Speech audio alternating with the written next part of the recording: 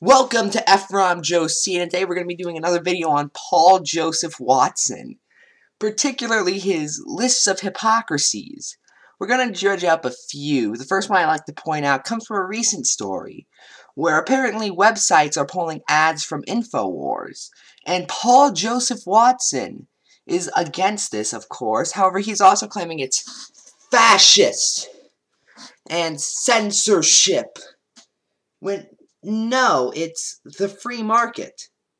The free market includes someone's right to not advertise on a website they don't feel comfortable advertising on. And yeah, this is the guy who has a video on his channel entitled Why Capitalism is Great, which is basically the biggest capitalist apologist video I've ever seen on YouTube. Or at least top 5.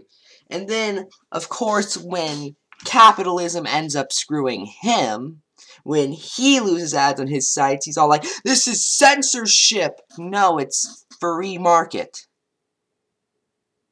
You understand that? And here's another thing that I've noticed Paul did, and this was in his Truth About Popular Culture video, which was a very good video after about 5 minutes. Because the first 5 minutes were just awful. Okay, Paul Joseph Watson makes the claim that popular culture is destroying society, or destroying Western society, via things like vulgarity. But I thought Western society included the right to be vulgar. Isn't that what the First Amendment entails? That I can go on TV or I can go in a public space and be as vulgar as I want? And doesn't capitalism, the thing you keep praising, Paul, allow TV networks to pick me up?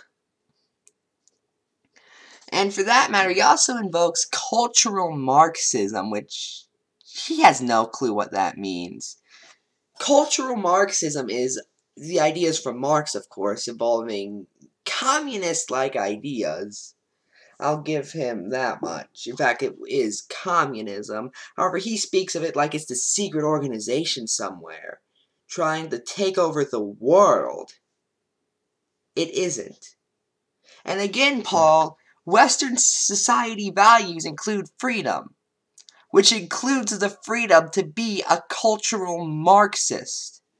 And then he talks about postmodernism, and let me just tell you all something right now. Postmodernism is a subversive movement. Paul Joseph Watson got that right. In art. Not in society, which is what Paul Joseph Watson was claiming it was. You know, postmodern art is supposed to show there are no universal truths in art. Now granted, whether or not you feel it succeeds or fails or not is up to you. However, you have to acknowledge what it is. And also, Paul, if Western society is being destroyed, doesn't that include freedom? Which includes the freedom to be postmodern. That's a horrible phrase, by the way, postmodern.